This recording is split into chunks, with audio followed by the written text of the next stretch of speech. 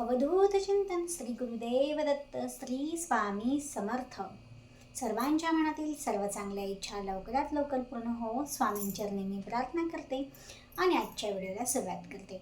आपण आपल्या चॅनलवरती म्हणजेच भक्तीची शक्ती या यूट्यूब वाहिनीवरती आपण पाहतोय अधिक मास महात्म्य अध्याय 25वा ह्याचा भावार्थ आपण ऐकणार आहोत. तर या भावार्थमध्ये ऐकण्यापूर्वी मी श्री गणेशाला वंदन करते, त्याचबरोबर सरस्वतीला वंदन करते आणि गुरुदेवांना नमस्कार करते आणि हा अधिक मास महात्म्य अध्याय 25वा सांगण्यास सुरुवात करते. तर अधिक मास महात्म्य 25मध्ये भगवान विष्णू माता लक्ष्मीला या अधिक मासात जे काही आपण दान धर्म करतो, व्रत करतो, नामस्मरण करतो, जसे की दीपदान, गोदान, रौप्यदान, अन्नदान, वस्त्रदान, यथाशक्ती जे काही आपण दान करतो तर त्या दानाचे महत्त्व सांगतात.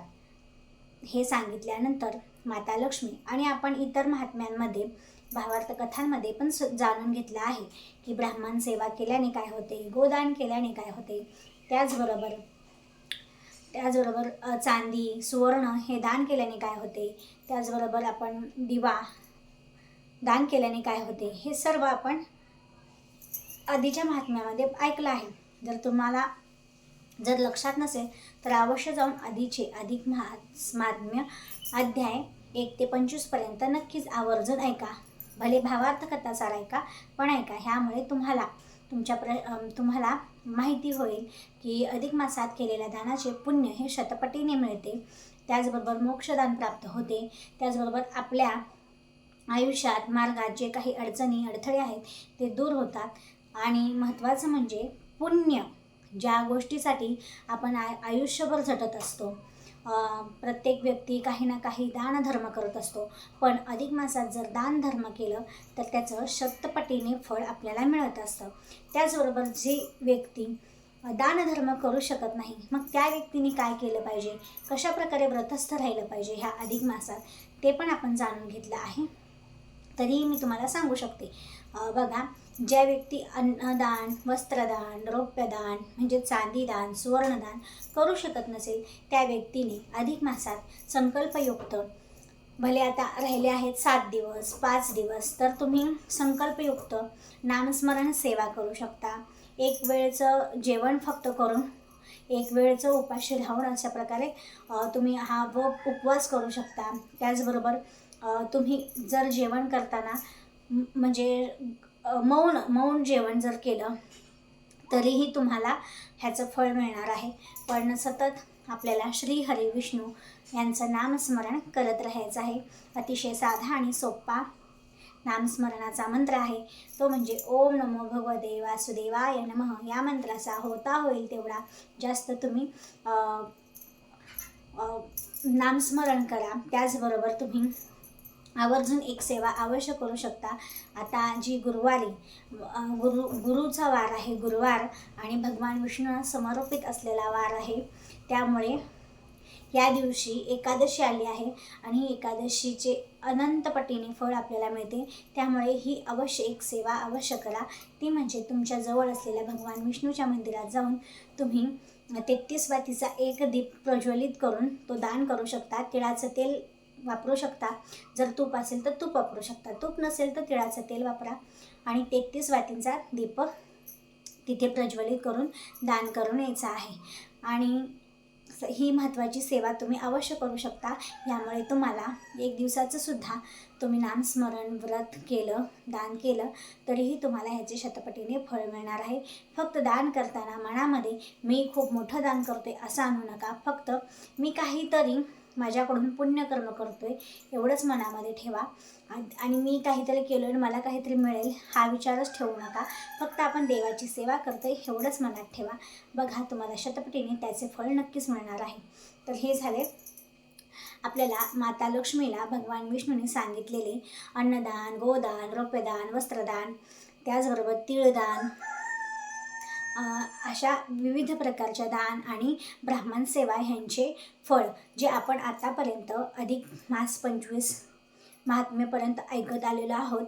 आता आपण ऐकणार आहोत पंचव्रत जे आहे म्हणजे गौरी पंचव्रत ह्याचं आज आपण ऐकणार आहोत महात्म्य.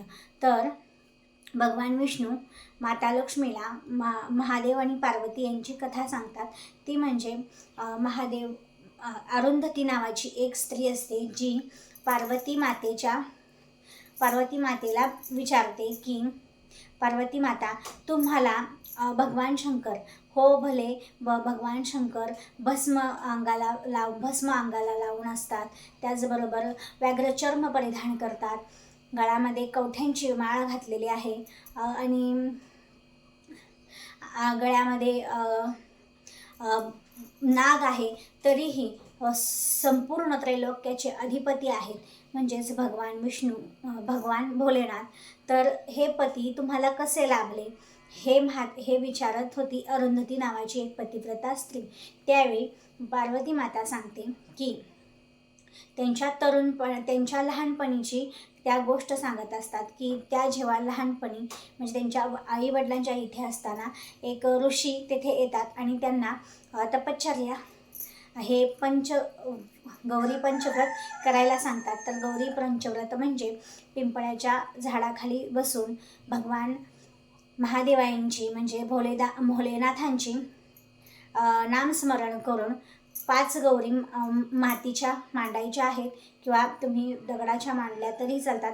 5 मूर्ती जर तुम्ही आपल्या मातीच्या मांडायच्या आहेत, त्यांना हळदी कुंकू वाहून त्यांना जे काही सौभाग्य अलंकार असतं ते द्यायचं आहे. काजळ, टिकली, गंध, पावडर, परतनं बांगड्या, मंगळसूत्र, हे सर्व जे काही लेणं असतं सौभाग्य अलंकार ते सर्व घेऊन, ओटी घेऊन, त्याचबरोबर हळदी कुंकू हे घेऊन त्यांना व्हायचं आहे आणि हळदी कुंकू वाहून एक कलश मांडून त्या पंचगौरीची पूजा करायची आहे आणि हे पूर्ण अधिक महिना संपूर्ण करायचा आहे. आणि महिन्याभर हे व्रत झाल्यानंतर शेवटी ब्राह्मण 2 दाम्पत्य किंवा 5 दाम्पत्यांना भोजन आणि दानधर्म करायचा आहे.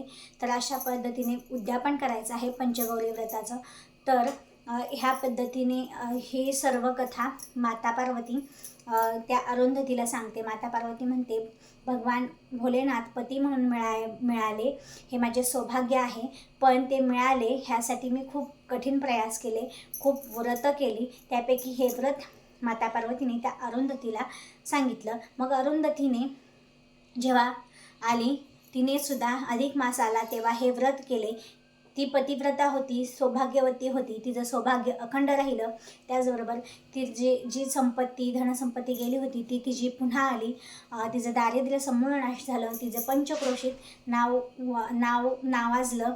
तर अशा प्रकारे तिला सर्व सुख संपत्ती, धनसंपत्ती, समृद्धी, ऐश्वर हे येऊन त्याचबरोबर तिची पुढे जाऊन मोक्ष गतीही व्यवस्थित झाली. म्हणजेच ह्या व्रताच्या पुण्याईने तिला जितके अनेक वर्ष तिने हे व्रत केलं तितके अनेक वर्ष ती सुखोपभोगात राहिली आणि शेवटी तिला मोक्षप्राप्ती झाली. तर अशा प्रकारे पंचगौरी व्रत केल्याने अधिक मासात हे फळ मिळते आणि ह्याचं उद्यापनही व्यवस्थितरित्या शेवटीच करायचे आहे अधिक मास संपल्यानंतर.